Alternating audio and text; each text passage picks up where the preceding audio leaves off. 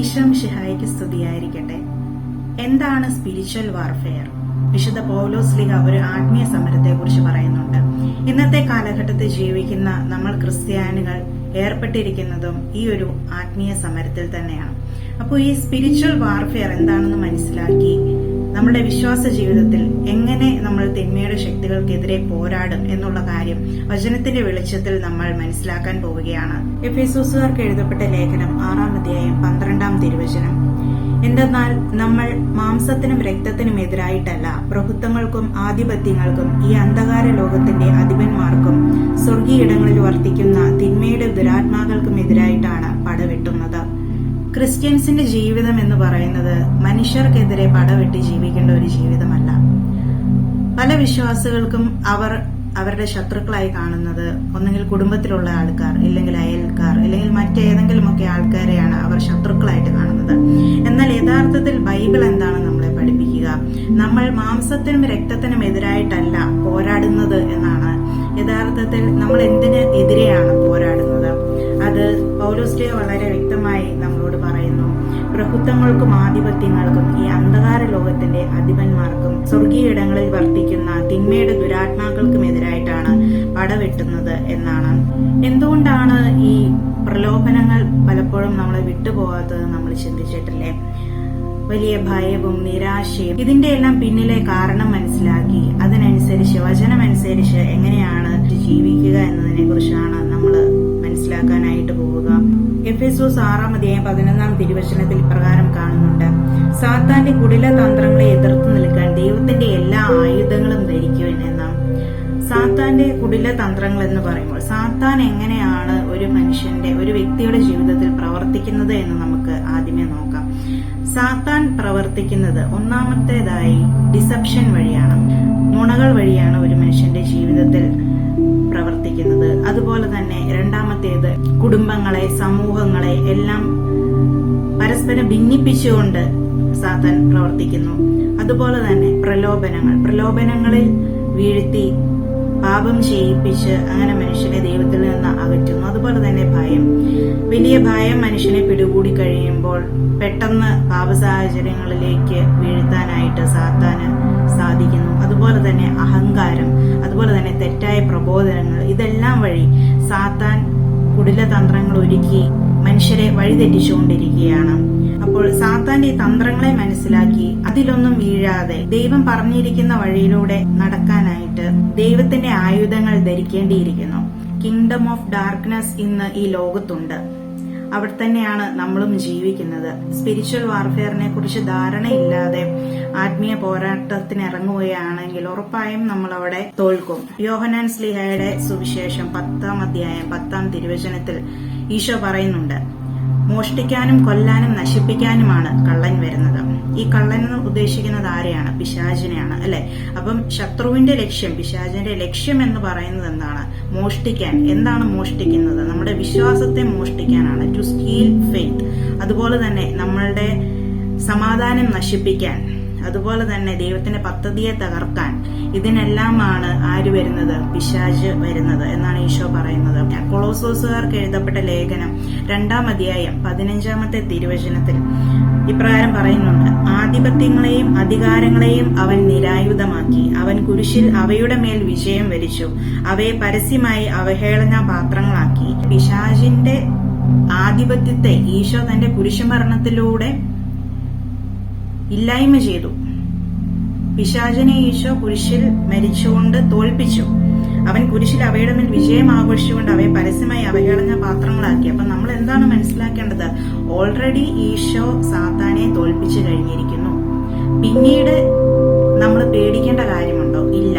പക്ഷേ ഈ തോൽപ്പിച്ച സാത്താൻ വീണ്ടും ലോകത്തിൽ നമ്മൾ മനുഷ്യരുടെ ഇടയിൽ നമ്മളെ പല നുണകളും പറഞ്ഞ് നമ്മളെ പല പ്രലോഭനങ്ങളിലും പെടുത്തി പല പാപങ്ങളിലും നമ്മളെ വീഴ്ച അങ്ങനെ ദൈവത്തിന്റെ സ്നേഹത്തിൽ നിന്ന്, ദൈവത്തിന്റെ പദ്ധതിയിൽ നിന്ന് അകറ്റിക്കൊണ്ട് നമ്മളുടെ ജീവനെ നശിപ്പിക്കാനായിട്ട് ശ്രമിച്ചുകൊണ്ടിരിക്കുകയാണ്. അപ്പോൾ നമ്മൾ വിശ്വാസികൾ ചെയ്യേണ്ട കാര്യം വ്യക്തമായി പൗലോസ്ലീഹ പറഞ്ഞു തരുന്നു. ദൈവത്തിന്റെ ആയുധങ്ങളെ നിങ്ങൾ ധരിച്ചു കഴിഞ്ഞാൽ നിങ്ങൾക്ക് ആത്മീയ പോരാട്ടം നടത്താനായിട്ട് സാധിക്കും. അതിനാൽ സത്യം കൊണ്ട് അരമുറുക്കി നീതിയുടെ കവചം ധരിച്ച് നിങ്ങൾ ഉറച്ചു നിൽക്കുവിൻ. ദൈവത്തിന്റെ സുവിശേഷത്തിനുള്ള ഒരുക്കമാകുന്ന പാദരക്ഷകൾ ധരിക്കുവിൻ. സർവോപരി ദുഷ്ടന്റെ ജ്വലിക്കുന്ന കൂരമ്പുകളെ കെടുത്തുന്നതിന് നിങ്ങളെ ശക്തരാക്കുന്ന വിശ്വാസത്തിന്റെ പരിചയം എടുക്കുവിൻ. രക്ഷയുടെ പടത്തൊപ്പി അണിയുകയും ദൈവവചനമാകുന്ന ആത്മാവിന്റെ വാളെടുക്കുകയും ചെയ്യുവിൻ. ഇത്രയുമാണ് ദൈവത്തിന്റെ ആയുധങ്ങൾ. സ്പിരിച്വൽ വാർഫെയറിന് ഈ ഒരു ആത്മീയ യുദ്ധത്തിൽ നമ്മൾ എടുക്കുന്ന ആയുധങ്ങളാണ്. അപ്പോ ഒന്നാമത്തെ ആയുധം സത്യം. സത്യം കൊണ്ട് അരമുറുക്കാനാണ് പറഞ്ഞിരിക്കുന്നത്. അതായത് ബെൽറ്റ് ഓഫ് ട്രൂത്ത് എന്നാണ്. അപ്പോ ഈ ബെൽറ്റ് എന്ന് പറയുന്നത് റോമൻ സോൾജിയേഴ്സ് ബെൽറ്റ് യൂസ് ചെയ്യുന്നതിന് വേണ്ടിയിട്ടാണ്. എല്ലാ കാര്യങ്ങളും ഹോൾഡ് ചെയ്യാൻ വേണ്ടിയിട്ടാണ്. ട്രൂത്ത് ആണ് യഥാർത്ഥത്തിൽ ഫൗണ്ടേഷൻ എന്ന് പറയാം. സത്യമാണ് ഈ എല്ലാ ആയുധങ്ങളുടെയും ഒരു അടിസ്ഥാനം. സാത്താനെ ഈശോ വിളിക്കുന്ന എന്താ? വിശുദ്ധ യോഹന്നാൻ ശ്ലീഹയുടെ സുവിശേഷം 8-44 തിരുവചനത്തിൽ പിശാചിനെ നുണയനും നുണയുടെ പിതാവും എന്നാണ് വിളിക്കുന്നത്. അപ്പൊ ഈ നുണയുടെ ഓപ്പോസിറ്റ് ആണ് എന്ത്? സത്യം എന്ന് പറയുന്നത്. അപ്പോ സാത്താനെ തോൽപ്പിക്കാനുള്ള ഒന്നാമത്തെ ആയുധം എന്ന് പറയുന്നത് സത്യമാണ്. അപ്പോ സത്യത്തിൽ ഉറച്ചു നിൽക്കുക. മരിക്കേണ്ടി വന്നാലും സത്യം വെടിയരുത്, നിന്റെ ദൈവമായ കർത്താവ് നിനക്ക് വേണ്ടി പൊരുതിക്കോളും എന്നാണ് വചനം പറയുന്നത്. മിക്കവരിലും പിശാച് വിതയ്ക്കുന്ന ഒരു നുണയെന്ന് പറയുന്നത് ദൈവം നിന്നെ സ്നേഹിക്കുന്നില്ല എന്നുള്ളതാണ്. മിക്കവരുടെയും സ്പിരിച്വൽ ബാറ്റിൽസിന്റെ ഒരു സ്റ്റാർട്ടിംഗ് പോയിന്റും ഈ ഒരു ചിന്തയാകാം. ദൈവം നിന്നെ സ്നേഹിക്കുന്നില്ല, you are not worthy of love, you are not precious to God. ചിന്തകള് ഓരോ ക്രിസ്ത്യാനികളുടെയും മനസ്സിലേക്ക് പിശാചിട്ട് കൊടുക്കുകയാണ് ആ ഒരു നുണ. അപ്പോൾ അത് വിശ്വസിക്കുന്ന ഒരു വ്യക്തി പിന്നീട് പ്രലോഭനങ്ങളിൽ വീണുപോകും. കാരണം അയാൾക്ക് ദൈവത്തിൽ ആശ്രയിക്കാൻ പറ്റില്ല. കാരണം ദൈവം എന്നെ സ്നേഹിക്കുന്നില്ല എന്നുള്ള ചിന്തയിൽ അയാള് പിന്നീട് മറ്റു പല കാര്യങ്ങളെയും ആശ്രയിച്ച് മറ്റൊന്നിലും അയാൾക്ക് സന്തോഷം കണ്ടെത്താനാവില്ല. അപ്പോൾ മറ്റു പല പാപ സാഹചര്യങ്ങളിലും ആശ്രയിച്ച് വീണ്ടും അയാളുടെ ആത്മാവിനെ നശിപ്പിക്കാനുള്ള സാധ്യതകളുണ്ട്. അതുപോലെ തന്നെ മറ്റൊരു എക്സാമ്പിൾ എന്ന് പറഞ്ഞു കഴിഞ്ഞാൽ, ദൈവം നിന്നോട് ക്ഷമിക്കില്ല, നീ വലിയ പാപിയാണ്, നിന്റെ പാസ്റ്റ് ഇങ്ങനെയാണ്, അതുകൊണ്ട് ദൈവം നിന്നോട് ക്ഷമിക്കില്ല, പൊറുക്കില്ല എന്നൊക്കെയുള്ള ചിന്തകളും ദൈവത്തിൽ നിന്ന് മനുഷ്യനെ മാറ്റി നിർത്തും. അതുപോലെ തന്നെ ഈ പാപമൊന്നും വലിയ കാര്യമുള്ള കാര്യമല്ല, പാപങ്ങളൊക്കെ നോർമലൈസ് ചെയ്യാം, ഒരു പ്രശ്നവുമില്ല, ഇതൊക്കെ എല്ലാവരും ചെയ്യുന്നതാണ്, ഇത് ചെയ്താൽ തെറ്റില്ല എന്നൊക്കെയുള്ള ചിന്തകളിലൂടെ ഇങ്ങനെ നുണകൾ ക്രിസ്ത്യാനികളുടെ മനസ്സിൽ വിതച്ച് പിശാച് അവന്റെ വർക്ക് ചെയ്തുകൊണ്ടിരിക്കുകയാണ്. അപ്പോൾ ആ ഒരു നുണകളെ നമ്മൾ എന്തുകൊണ്ടാണ് എതിർക്കേണ്ടത്? സത്യം കൊണ്ട് അരമുറുക്കി. അതായത് യോഹന്നാൻ ശ്ലീഹയുടെ സുവിശേഷം 8-32 തിരുവചനത്തിൽ ഇപ്രകാരം നമ്മൾ കാണുന്നുണ്ട്: നിങ്ങൾ സത്യം അറിയുകയും സത്യം നിങ്ങളെ സ്വതന്ത്രരാക്കുകയും ചെയ്യും. പരിശുദ്ധാത്മാവ് വന്നു കഴിഞ്ഞാൽ മാത്രമാണ് നമ്മൾ സ്വതന്ത്രരാകുന്നത്. ആ ഒരു സ്വാതന്ത്ര്യത്തിലേക്കാണ് ദൈവം നമ്മളെ വിളിക്കുന്നത്. അപ്പോൾ ഈ പൈശാചിക ബന്ധനങ്ങളൊക്കെ കൊണ്ട് പിശാചിന്റെ കൺട്രോളിൽ നിൽക്കുന്ന മനുഷ്യര് അത് പൊട്ടിച്ചെറിഞ്ഞ് പരിശുദ്ധാത്മാവ് കൊണ്ട് നിറഞ്ഞ് പരിശുദ്ധാത്മാവ് കൊടുത്ത സ്വാതന്ത്ര്യത്തിലേക്ക് അവർ തിരിച്ചു വരികയാണ്. ആ ഒരവസ്ഥയിലേക്കാണ് ഓരോ വിശ്വാസിയും കടന്നു വരേണ്ടത്. നമ്മൾ സത്യം അറിയണം. പിശാച് നുണയനും നുണയുടെ പിതാവുമാണ്. അതുകൊണ്ട് പിശാചിന്റെ നുണകൾ നമ്മൾ കേൾക്കേണ്ട കാര്യമില്ല. പകരം സത്യം എന്ന് പറയുന്നത് അത് വചനമാണ്. അതിലൂടെ നമ്മളോട് ദൈവം സംസാരിക്കും. ദൈവത്തിന്റെ സ്നേഹവും ദൈവത്തിന്റെ കരുണയും ദൈവത്തിന്റെ കൃപയെക്കുറിച്ചും എല്ലാം ബൈബിളിൽ വ്യക്തമായി പറഞ്ഞിട്ടുണ്ട്. ഈ ബൈബിള് വായിക്കാത്ത, വചനം വായിക്കാത്ത വ്യക്തികൾക്കാണ് പിശാച് ഇങ്ങനെയുള്ള നുണകളൊക്കെ, നുണയുടെ ചിന്തകൾ ഇവരുടെ മനസ്സിൽ വരുമ്പോൾ ഇവര് പാപത്തിൽ വീണു പോകുന്നതാണ്. വചനം വായിച്ച് അത് ഗ്രഹിച്ച് ജീവിക്കുന്ന വ്യക്തികൾക്ക് ഇങ്ങനെയുള്ള ചിന്തകൾ വന്നു കഴിഞ്ഞാൽ അവർക്ക് സത്യം അറിയാം. രണ്ടാമത്തെ ആയുധം എന്ന് പറയുന്നത് നീതിയുടെ കവചം ധരിച്ച് ഉറച്ചു നിൽക്കുമെന്നാണ്. നീതിയുടെ കവചമാണ്. കവചം എന്ന് പറയുന്നത് എന്താണ്? ഒരു ആക്രമണം വന്നു കഴിഞ്ഞാൽ നമ്മുടെ ഹാർട്ടിനെ പ്രൊട്ടക്ട് ചെയ്യാനാണ് ഈ ഒരു കവചം യൂസ് ചെയ്യുന്നത്. വെളിപാടിന്റെ പുസ്തകം 12-10 തിരുവചനത്തിൽ നമ്മൾ കാണുന്നുണ്ട്. എന്തെന്നാൽ നമ്മുടെ സഹോദരരെ ദുഷിക്കുകയും രാപകൽ ദൈവസമക്ഷം അവരെ പറ്റി പറയുകയും ചെയ്തിരുന്നവൻ വലിച്ചെറിയപ്പെട്ടു. അതോടെ സാത്താനെ the accuser of our brothers എന്നാണ് പറയുന്നത്. അതായത് നമ്മുടെ സഹോദരരെ ദുഷിക്കുകയും നിന്ദിക്കുകയും അവരെ പഴി പറയുകയും ഇങ്ങനെ ചെയ്യുകയാണ് പിശാച്. പിശാച് അത് ഇന്നും ചെയ്യുന്നുണ്ട്. നിന്നെ കൊണ്ടൊന്നിനും കൊള്ളില്ല, അതുപോലെ തന്നെ നിനക്ക് നല്ലൊരു ഭാവിയില്ല, ഇങ്ങനെയെല്ലാം പറഞ്ഞ്, അതുപോലെ തന്നെ നമ്മുടെ പാപങ്ങൾ എണ്ണി എണ്ണി പറഞ്ഞ് ഒക്കെ പലപ്പോഴും ഇങ്ങനെയുള്ള ചിന്തകൾ വഴി നമ്മുടെ മനസ്സിനെ ഒത്തിരി ഭാരപ്പെടുത്തുന്നുണ്ട് പിശാചിന്റെ പ്രവർത്തനങ്ങൾ. അപ്പോൾ അത് നമ്മളുടെ ഹാർട്ടിനെ നമ്മൾ പ്രൊട്ടക്ട് ചെയ്യാന്ന് പറഞ്ഞാൽ നീതിയുടെ കവചം ധരിച്ച് പ്രൊട്ടക്ട് ചെയ്യണം എന്നാണ് പറയുന്നത്. ഒത്തിരി മനുഷ്യര് അവരുടെ ഒത്തിരി ഗിൽറ്റിലും അതുപോലെ തന്നെ സ്വയം നിന്ദിച്ചും അതുപോലെ ഒത്തിരി നിരാശയിലും ഒക്കെ കഴിയുന്ന മനുഷ്യരുണ്ട്. അവരുടെ ജീവിതത്തിൽ അവർ ഒത്തിരി തെറ്റുകളൊക്കെ ചെയ്തു പോയി.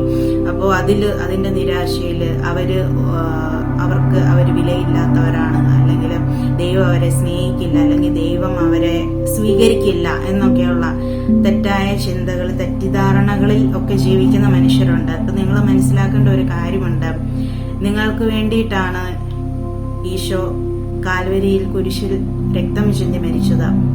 നിങ്ങളെ രക്ഷിക്കാൻ വേണ്ടിയിട്ടാണ്. ഓൾറെഡി ഈശോ ഈ ലോകം മുഴുവനിലുമുള്ള ഞാനും നിങ്ങളും അടങ്ങുന്ന എല്ലാ മനുഷ്യരെയും കുരിശുമരണത്തിലൂടെ രക്ഷിച്ചു. എന്നാൽ ആ രക്ഷ നമ്മൾ സ്വീകരിക്കുന്നുണ്ടോ ഇല്ലയോ എന്നുള്ളതാണ് പ്രധാനം. ആ രക്ഷയെ നമ്മൾ സ്വീകരിക്കണം. അങ്ങനെ ഈശോ പറഞ്ഞ വഴിയിലൂടെ നടന്നുകൊണ്ട് വേണം നമുക്ക് ആ രക്ഷയെ നമ്മുടെ ജീവിതത്തിൽ സ്വീകരിക്കാനായിട്ട്.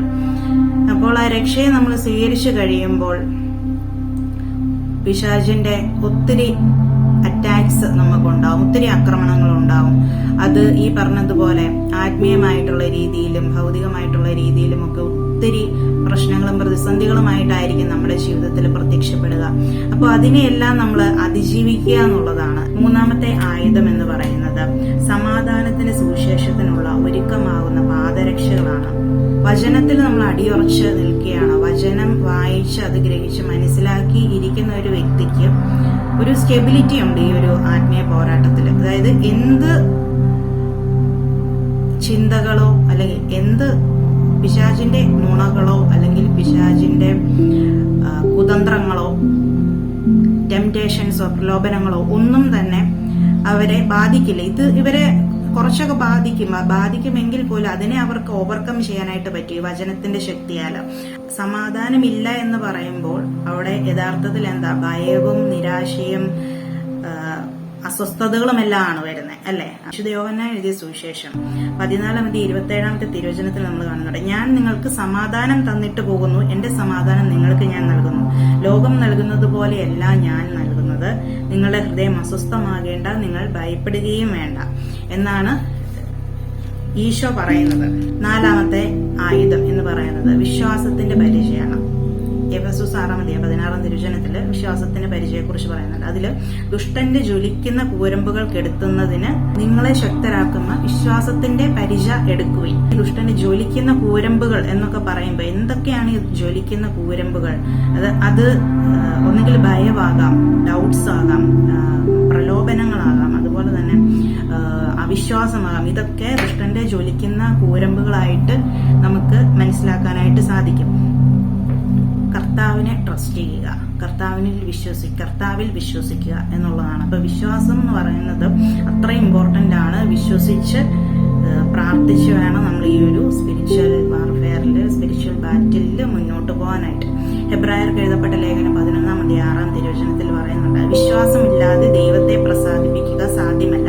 ഏതൊരു പ്രശ്നം വന്നു കഴിഞ്ഞാലും ദൈവം എന്നെ സഹായിക്കും, ദൈവം എന്റെ കൂടെയുണ്ട്, ദൈവം അറിയാതെ ഒന്നും നടക്കുന്നില്ല, അതുകൊണ്ട് എന്റെ നന്മയ്ക്കായിട്ട് ഈ ഒരു പ്രവൃത്തിയെ അല്ലെങ്കിൽ ഈ ഒരു സിറ്റുവേഷനെ ദൈവം മാറ്റും എന്ന് പൂർണ്ണമായിട്ട് ഉറച്ച് വിശ്വസിക്കുക എന്നുള്ളതാണ്.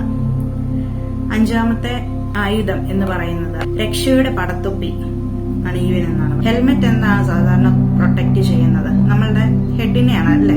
ഇവിടെ ഈ ഹെൽമെറ്റിനെ അല്ലെ പടത്തൊപ്പിയെ എന്താണ് സൂചിപ്പിക്കുന്നത്? അതായത് നമ്മളുടെ മൈൻഡിനെ പ്രൊട്ടക്ട് ചെയ്യുക എന്നുള്ളതാണ്. അതായത് കൂടുതലും സ്പിരിച്വൽ അറ്റാക്സ് സ്റ്റാർട്ട് ചെയ്യുന്നത് തോട്ട്സിൽ നിന്നാണ്, ചിന്തകളിൽ നിന്നാണ്. അപ്പോൾ അവിടെ നിന്നാണ് ഈ ഭയം വരുന്നത്, കൺഫ്യൂഷൻ വരുന്നത്, ദൈവം എന്നെ സ്നേഹിക്കുന്നില്ല എന്നുള്ള ചിന്തകൾ വരിക, നിരാശകൾ വരിക. ഇതെല്ലാം നമ്മുടെ ചിന്തകളിൽ നിന്നാണ് വരുന്നത്. അപ്പൊ നമ്മളുടെ മൈൻഡിനെ പ്രൊട്ടക്ട് ചെയ്യുക എന്നുള്ളതാണ്. അപ്പൊ രക്ഷയുടെ പടത്തൊപ്പി എന്ന് പറഞ്ഞാൽ ആ രക്ഷ, അതായത് ഈശോ കുരിശുമരണത്തിലൂടെ നമുക്ക് രക്ഷ തന്നെന്നുള്ള ബോധ്യം നമ്മളുടെ മൈൻഡിൽ ഉണ്ടാകണം എപ്പോഴും. ഈശോ നമ്മളെ രക്ഷിച്ചു. ഓൾറെഡി നമ്മള് ആരുമില്ലാത്തവരല്ല. ഈ പിശാചിന്റെ കയ്യിൽ നിന്ന് നമ്മളെ ഈശോ സ്വന്തം രക്തം വിലയായി കൊടുത്ത് മേടിച്ചതാണ്. ആ ഒരു ബോധ്യം നിങ്ങൾക്കുണ്ടാകണം. അതുപോലെ തന്നെ ആ ഈശോയുടെ വിജയം, ആ വിജയത്തിൽ, ആ വിക്ടറിയിൽ നിന്നാണ് നമ്മൾ സാത്താനെതിരെ പോരാടേണ്ടത്. അപ്പോൾ സാത്താനെ നമ്മൾ ഭയപ്പെടേണ്ട കാര്യമില്ല. ഈ ആയുധങ്ങളെല്ലാം ധരിച്ച് നമ്മൾ പോരാടുക എന്നുള്ളതാണ്. 2 കൊറിന്ത്യൻസ് 10-5 തിരുവചനത്തിൽ ദൈവത്തെ പറ്റിയുള്ള അറിവിനെതിരായ വാദമുഖങ്ങളെയും ഔദിത്യപൂർണമായ എല്ലാ പ്രതിബന്ധങ്ങളെയും ഞങ്ങൾ തകർക്കുകയും ക്രിസ്തുവിനെ അനുകരിക്കേണ്ടതിന് എല്ലാ ചിന്താഗതികളെയും കീഴ്പ്പെടുത്തുകയും ചെയ്യുന്നു. ദൈവം നിന്നെ സ്നേഹിക്കുന്നില്ല എന്നൊരു തോട്ട് മനസ്സിൽ വരുമ്പോഴത്തേക്കും ഈശോയുടെ കുരിശുമരണത്തെക്കുറിച്ച് ഓർക്കണം, പിതാവിന്റെ സ്നേഹത്തെക്കുറിച്ച് ഓർക്കണം. സ്വന്തം ഏകജാതനെ നമ്മൾക്കായി നൽകാൻ തക്കവിധം ദൈവം ലോകത്തെ അത്രമാത്രം സ്നേഹിച്ചു. ആ ദൈവത്തിന്റെ സ്നേഹത്തെ, പിതാവിന്റെ സ്നേഹത്തെ നമ്മൾ മനസ്സിലാക്കണം. പുത്രന്റെ ത്യാഗത്തെ നമ്മൾ മനസ്സിലാക്കണം. പരിശുദ്ധാത്മാവിന്റെ കരുതലിനെ നമ്മൾ മനസ്സിലാക്കണം. എപ്പോഴും നമ്മുടെ കൂടെ നടന്ന് ഈ ത്രിത്വൈക ദൈവം നമ്മളെ ശക്തിപ്പെടുത്തുന്നതിനെ കുറിച്ച് നമ്മൾ ഓർക്കണം. അപ്പോൾ അങ്ങനെയാണ് നമ്മൾക്ക് ഈ രക്ഷയുടെ പടത്തൊപ്പി അണിയാനായിട്ട് സാധിക്കുക. 6ാമത്തെ ആയുധം എന്ന് പറയുന്നത് ദൈവവചനമാകുന്ന ആത്മാവിന്റെ വാളാണ്. ഈശോ 40 ദിവസം മരുഭൂമിയിൽ ഉപവസിക്കുന്ന സമയത്ത് പിശാചിനാൽ പരീക്ഷിക്കപ്പെടുന്നുണ്ട്. അവിടെ 3 തവണ, വിശുദ്ധ മത്തായിയുടെ സുവിശേഷം 4-ാം അധ്യായം 1 മുതൽ 11 വരെയുള്ള തിരുവചനങ്ങളിലാണ് ഈ സംഭവം ഉള്ളത്. അവിടെ 3 തവണ ഈശോ പറഞ്ഞു, ഇറ്റ് ഈസ് റിട്ടൺ, അതായത് ഇങ്ങനെ എന്ന് എഴുതപ്പെട്ടിരിക്കുന്നു, ഇങ്ങനെ എഴുതപ്പെട്ടിരിക്കുന്നു. ആ സംഭവം നിങ്ങൾക്കറിയാം. ഒന്നാമത്തേത് ഈ കല്ലുകളോട് അപ്പമാകാൻ വേണ്ടിയിട്ട് പറയുക എന്ന് പറഞ്ഞ ഈശോയെ പ്രലോഭിപ്പിക്കുകയാണ്. ഈശോ പറഞ്ഞു, മനുഷ്യൻ അപ്പം കൊണ്ട് മാത്രമല്ല ദൈവത്തിന്റെ നാവിൽ നിന്ന് പുറപ്പെടുന്ന ഓരോ വാക്കുകൊണ്ടുമാണ് ജീവിക്കുന്നത് എന്ന് എഴുതപ്പെട്ടിരിക്കുന്നു. നീ ദൈവപുത്രനാണെങ്കിൽ താഴേക്ക് ചാടുക എന്ന് പിശാചി പറയുമ്പോൾ ഈശോ അവിടെ പറയുന്നുണ്ട്, നിന്റെ ദൈവമായ കർത്താവിനെ പരീക്ഷിക്കരുത് എന്നുകൂടി എഴുതപ്പെട്ടിരിക്കുന്നു. വീണ്ടും 3ാമത്തെ പ്രലോഭനത്തില് സാഷ്ടാംഗം പ്രണമിച്ച് എന്നെ ആരാധിച്ച് ഇവയെല്ലാം നിനക്ക് നൽകും എന്ന് പിശാചി പറഞ്ഞപ്പോ ഈശോ പറയുന്നുണ്ട്, സാത്താനെ ദൂരെ പോവുക, എന്തെന്നാൽ നിന്റെ ദൈവമായ കർത്താവിനെ ആരാധിക്കണം, അവിടുത്തെ മാത്രമേ പൂജിക്കാവൂ എന്ന് എഴുതപ്പെട്ടിരിക്കുന്നു. കണ്ടില്ലേ, അവിടെ ഈശോ 3 പ്രാവശ്യവും ഈ പിശാചിനെ തോൽപ്പിച്ചത് വചനം പറഞ്ഞുകൊണ്ടാണ്. അതാണ് വചനത്തിന്റെ ശക്തി, അതാണ് ദൈവവചനമാകുന്ന ആത്മാവിന്റെ വാൾ എടുക്കുകയും ചെയ്യുവൻ എന്ന് പറയുന്നത്. ദൈവവചനം ഉപയോഗിച്ച് നമ്മൾ ഫൈറ്റ് ചെയ്യണം ഈ സ്പിരിച്വൽ വാർഫെയർ എന്നാണ് വചനം പറയുന്നത്. അപ്പോ നേരത്തെ പറഞ്ഞിരുന്നു, ഈ ദൈവവചനം എന്ന് പറയുന്നത് പിശാചിന്റെ നുണകളെ എല്ലാം തകർക്കും. ദൈവം നിന്നെ സ്നേഹിക്കുന്നില്ല എന്ന് പിശാചി പറഞ്ഞു കഴിയുമ്പോൾ അത് ആ നുണയെ എക്സ്പോസ് ചെയ്യാൻ വേണ്ടി ബൈബിളിൽ ഒത്തിരി വചനങ്ങൾ വേറെ ഉണ്ട്. ദൈവത്തിന്റെ സ്നേഹം, പിതാവിന്റെ സ്നേഹം, പുത്രന്റെ സ്നേഹം, ഇതെല്ലാം നമുക്ക് മനസ്സിലാക്കി തരുന്ന ബൈബിളിലെ വചനങ്ങൾ അത് വായിച്ച് നമ്മള് ആ നുണകളെ, പിശാചിന്റെ നുണകളെ തോൽപ്പിക്കണം. പ്രാർത്ഥന, വ്യക്തിപരമായ പ്രാർത്ഥന ഏറ്റവും ഇമ്പോർട്ടന്റ് ആയിട്ടുള്ള കാര്യമാണ്. അതില്ലാതെ ഈ ആയുധങ്ങളെല്ലാം ധരിച്ചിട്ട് കാര്യമില്ല. മത്തായിയുടെ സുവിശേഷം 26-ാം അധ്യായം 4-ാമത്തെ തിരുവചനത്തിൽ, പ്രലോഭനത്തിൽ അകപ്പെടാതിരിക്കാൻ നിങ്ങൾ ഉണർന്നിരുന്ന് പ്രാർത്ഥിക്കുകയും ആത്മാവ് സന്നദ്ധമെങ്കിലും ശരീരം ബലഹീനമാണ്. സ്പിരിച്വൽ വാർഫെയർ എന്ന് പറയുന്നത് പിശാചികളുടെ പുറകെ പോയി സമയം കളയുന്നതോ അല്ലെങ്കിൽ ഭയത്തിൽ ജീവിക്കുന്നതോ പിശാചിനെ പേടിച്ച് ജീവിക്കുന്നതോ ഇതൊന്നുമല്ല. യഥാർത്ഥത്തിൽ സ്പിരിച്വൽ വാർഫെയർ എന്ന് പറയുന്നത് നമ്മള് ദൈവത്തിന്റെ ആയുധങ്ങൾ ധരിച്ചുകൊണ്ട്, അതായത് സത്യം കൊണ്ട് അരമുറുക്കി നമ്മൾ സത്യത്തിൽ ജീവിക്കുക എന്നുള്ളതാണ്. അതായത് നമ്മൾ നമ്മളെ കുറിച്ച് തന്നെയുള്ള സത്യം അംഗീകരിക്കുക. നമ്മൾ ആത്മീയമായി ഏത് ലെവലിലാണെന്നുള്ള കാര്യം നമുക്ക് തന്നെ അറിയാവുന്നതാണ്. നമ്മളുടെ എത്രത്തോളം വിശുദ്ധിയുണ്ട്, നമുക്ക് എത്രത്തോളം ദൈവത്തോട് സ്നേഹമുണ്ട് എന്നുള്ള കാര്യമെല്ലാം നമുക്ക് തന്നെ ബോധ്യമുണ്ട്. അതുപോലെ തന്നെ അത് ദൈവത്തിനും അറിയാവുന്ന കാര്യമാണ്. അപ്പൊ നമ്മൾ പുറമേ എന്തൊക്കെ കാണിച്ചെന്ന് പറഞ്ഞാലും, മറ്റുള്ളവര് നമ്മളെ എങ്ങനെ ജഡ്ജ് ചെയ്തെന്നൊക്കെ പറഞ്ഞാലും, നമ്മൾ മനസ്സിലാക്കേണ്ട കാര്യം നമ്മളുടെ ഹൃദയത്തെ ദൈവം കാണുന്നുണ്ട്. നമ്മൾക്കിപ്പം ഒത്തിരി കുറവുകളുണ്ടായിരിക്കാം. ആ കുറവുകളോടുകൂടി സത്യസന്ധമായിട്ട് ആത്മാർത്ഥമായിട്ട് ദൈവത്തിന് മുന്നിൽ നിൽക്കുക എന്നുള്ളതാണ്. ദൈവമേ, ഇതാണ് ഞാൻ, എനിക്ക് ഇന്ന കുറവുകളുണ്ട്, എനിക്ക് ഇന്ന പ്രശ്നങ്ങളുണ്ട്, ഇന്ന തഴക്കദോഷങ്ങളുണ്ട്, ഈ പാപങ്ങളിൽ നിന്നൊന്നും എനിക്ക് മോചനം കിട്ടുന്നില്ല, എത്ര കുമ്പസാരിച്ചിട്ടും ഈ പാപങ്ങൾ വീണ്ടും വീണ്ടും ഞാൻ ചെയ്യുകയാണ്. ദൈവമേ, അങ്ങയുടെ മുന്നിൽ നിൽക്കാൻ പോലുള്ള യോഗ്യത എനിക്കില്ല എന്നൊക്കെ സത്യസന്ധമായിട്ട് ദൈവത്തിന്റെ മുന്നിൽ നമ്മളെ തന്നെ സ്വയം സമർപ്പിച്ചു കഴിയുമ്പോൾ, അതാണ് സത്യം പറഞ്ഞു കഴിഞ്ഞാൽ നമ്മൾ വാക്കിംഗ് ഇൻ ട്രൂത്ത് എന്ന് പറയുന്നത്. നമ്മൾ സത്യത്തിൽ ജീവിക്കുക എന്ന് പറയുന്നത്, കാപട്യമില്ലാതെ ദൈവത്തിന്റെ മനുഷ്യരുടെ മുന്നിൽ ജീവിക്കുക എന്ന് പറയുന്നത്, ആ ഒരു നീതിയിൽ ജീവിക്കാനായിട്ട്, പിന്നെ അതുപോലെ തന്നെ സമാധാനത്തിൽ കഴിയാനായിട്ട്, പ്രാർത്ഥനയിൽ ജീവിക്കാനായിട്ട് ഒക്കെ നമ്മൾ പരിശ്രമിക്കുക. അതാണ് ഈ സ്പിരിച്വൽ വാർഫെയർ എന്ന് പറയുന്നത്. ഈ ഒരു പോരാട്ടത്തിൽ നമ്മൾ തനിച്ചല്ല, ദൈവം നമ്മളുടെ കൂടെ തന്നെയുണ്ട്. പോരാടുമ്പോൾ ഒന്നാമതായി നമ്മൾ ചെയ്യേണ്ട കാര്യം, നമ്മൾ നമ്മളുടെ പാപങ്ങളെ ഓർത്ത് മനസ്തപിക്കണം, മാനസാന്തരപ്പെടണം, പശ്ചാത്തപിച്ച് ദൈവത്തിലേക്ക് തിരിച്ചു വരണം. നമ്മുടെ ശരീരത്തിന്റെയും മനസ്സിന്റെയും വിശുദ്ധിക്ക് അത്രയ്ക്കും ഇമ്പോർട്ടൻസ് കൊടുക്കണം. അതുപോലെ തന്നെ നമ്മളുടെ സ്വന്തം കഴിവുകൊണ്ടല്ല നമുക്ക് ഈ ഒരു സ്പിരിച്വൽ വാർഫെയറിൽ വിജയം കിട്ടുന്നത്. യേശുക്രിസ്തു നമുക്ക് നേടിത്തരുന്ന വിജയമാണ് നമ്മളുടെ വിജയം എന്ന് പറയുന്നത്.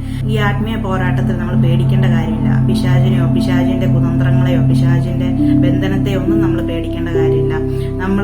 നമ്മളെ തന്നെ ദൈവത്തിന് സമർപ്പിക്കുക. പരിശുദ്ധാത്മാവ് നമ്മളിലേക്ക് എഴുന്നള്ളി വരാൻ വേണ്ടിയിട്ട് നമ്മൾ സ്വയം വിട്ടുകൊടുക്കുക. നമ്മളുടെ ബുദ്ധിയുടെ കാര്യം ഒഴിവാക്കി വിടുക. ബുദ്ധിയിലൊന്നും ചിന്തിക്കേണ്ട. സ്വയം എളിമപ്പെടാനും ദൈവത്തിന് നമ്മളിലൂടെ പ്രവർത്തിക്കാൻ വേണ്ടി നമ്മളെ തന്നെ സ്വയം വിട്ടുകൊടുക്കുക എന്നുള്ളതൊക്കെയാണ്. 1 യോഹന്നാൻ 4-ാം അധ്യായം 4-ാമത്തെ തിരുവചനത്തിൽ ഇപ്രകാരം കാണുന്നുണ്ട്: കുഞ്ഞുമക്കളെ, നിങ്ങൾ ദൈവത്തിൽ നിന്നുള്ളവരാണ്, നിങ്ങൾ വ്യാജ പ്രവാചകന്മാരെ കീഴ്പ്പെടുത്തിയിരിക്കുന്നു. എന്തെന്നാൽ നിങ്ങളുടെ ഉള്ളിലുള്ളവൻ ലോകത്തിലുള്ളവനേക്കാൾ വലിയവനാണ്. അപ്പോൾ നമ്മുടെ ഉള്ളിലുള്ളവൻ ലോകത്തിലുള്ളവനേക്കാൾ വലിയവനാണ്. നമ്മുടെ ഉള്ളിലുള്ള ഈശോ ഈ ലോകത്തിലുള്ള പിശാചിനേക്കാൾ വലിയവനാ. അപ്പൊ നമ്മള് ഈശോയെ നോക്കി ജീവിക്കുക, ഈശോയിൽ മാത്രം ഫോക്കസ് ചെയ്യുക. പിശാചിനെ പേടിച്ച് ജീവിക്കേണ്ട കാര്യമില്ല. പകരം നിങ്ങൾ വചനം വായിക്കുക, എന്നും വചനം വായിക്കുക. വചനത്തിലൂടെ പരിശുദ്ധാത്മാവ് നിങ്ങളോട് സംസാരിക്കും. അപ്പോൾ നിങ്ങൾ സത്യം മനസ്സിലാക്കും. സത്യം നിങ്ങളെ സ്വതന്ത്രരാക്കും. ആ സ്വാതന്ത്ര്യത്തിൽ നിങ്ങൾ ആയിരിക്കുമ്പോൾ നിങ്ങൾക്ക് ഒരു പിശാചിനെയും പേടിക്കേണ്ട ആവശ്യമില്ല. ഒരു പിശാചും നിങ്ങളെ ഉപദ്രവിക്കില്ല. സ്പിരിച്വൽ അറ്റാക്സ് എന്തായാലും വരും. വരുന്ന അറ്റാക്സിനെ നിങ്ങൾക്ക് ആനന്ദത്തോടെ, പരിശുദ്ധാത്മാവിലുള്ള സന്തോഷത്തോടു കൂടി ആ അറ്റാക്സിനെ നിങ്ങൾക്ക് റെസിസ്റ്റ് ചെയ്ത് അതിനെ തോൽപ്പിക്കാനായിട്ട് സാധിക്കും. ദൈവം നിങ്ങളെല്ലാവരെയും സമൃദ്ധമായി അനുഗ്രഹിക്കട്ടെ എന്ന് പ്രാർത്ഥിക്കുന്നു.